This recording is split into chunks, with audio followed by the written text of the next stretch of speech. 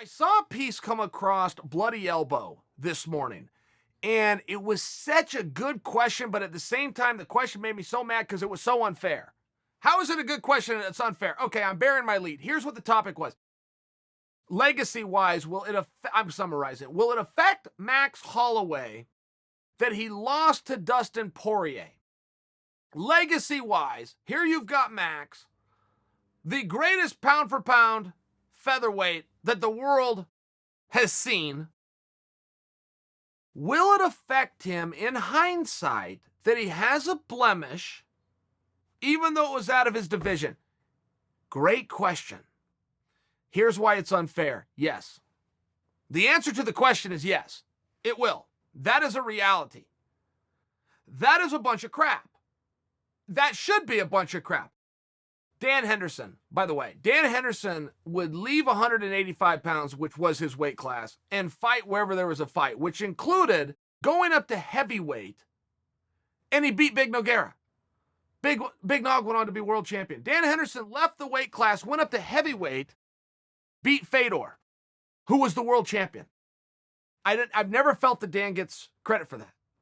I've never felt, if you go look at his record and where his wins and losses were, if you just juxtapose that with the 185-pound class that was his weight class, I feel like everything else gets lost. But the reality is, and as it pertains to Max, nobody cares what you weigh. Nobody has ever cared. I'll tell you this, in the world of MMA, because I'm so close to it, I know when a guy leaves his weight class, like Max did.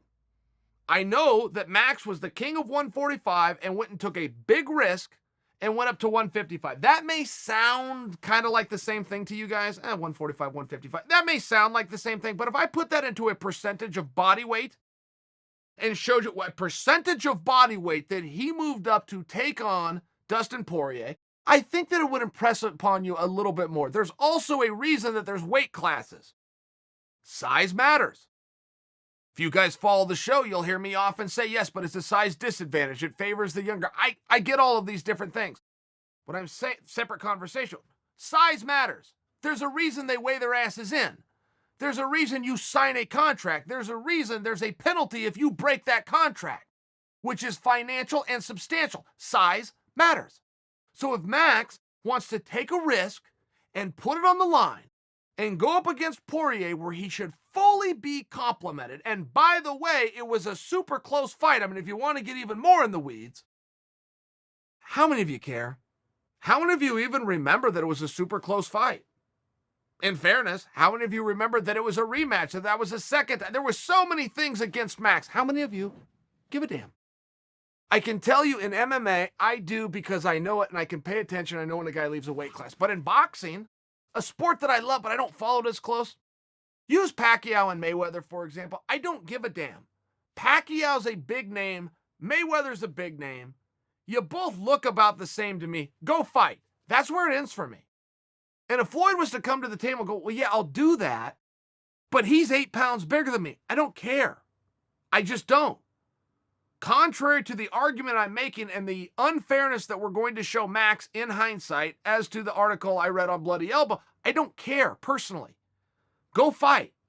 And whoever wins is the winner. I will never I will never help you perpetuate any type of topic or propaganda. Well, this guy was 8 pounds bigger. And, this other guy took a risk and he moved up. And it was actually quite courageous what he did. I don't see it that way. It was an opportunity to win a world championship. It was self-serving. It happened to pay very well. It was self-serving. It was a main event. Your face was all over billboards. You got what you had coming. The other side of it is you take a risk, there's big reward, you take a risk, you can fall. That's the business. It's a cutthroat, dirty, filthy, tough business that isn't for everybody. But when those competitions take place, win or lose, yes, if somebody is looking back and arguing, talking about Max Holloway, I can easily tell you he's the greatest featherweight in the world. Nobody's going to disagree with me. One guy might disagree with me, Volkanovski. Nobody else has the right to disagree with me. If I tell you Max Holloway's the greatest featherweight the world's ever seen, somebody might come to the table and go, now, Chael, just a minute. You're forgetting about 10 years with a guy named Jose Aldo, and I'm going to have to remind you that those two actually matched up head-to-head, not just once, but twice. I'm going to come away winning the argument.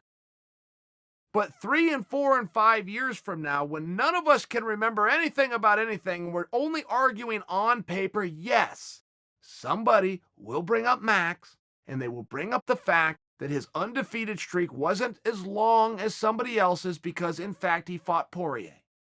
Then if you get a really smart guy that can recall that fight was at 155 and Max left his weight, that guy's probably not even going to be at the table when you're arguing this in 5 years. But if he does, no, nobody cares. They fought, rules were followed, it was straight up, Poirier won, Max didn't. That's the way it'll go. It's not great. It's not fair. I don't expect you to cry in your beer for Max Holloway. All right, Max is having just a wonderful life and a career, but in the spirit of discussion of does it matter and is it right that it matters? Yeah, it's fair game. 2 guys agreed on a weight class. They both met the weight class. The rules were followed. Fair fight.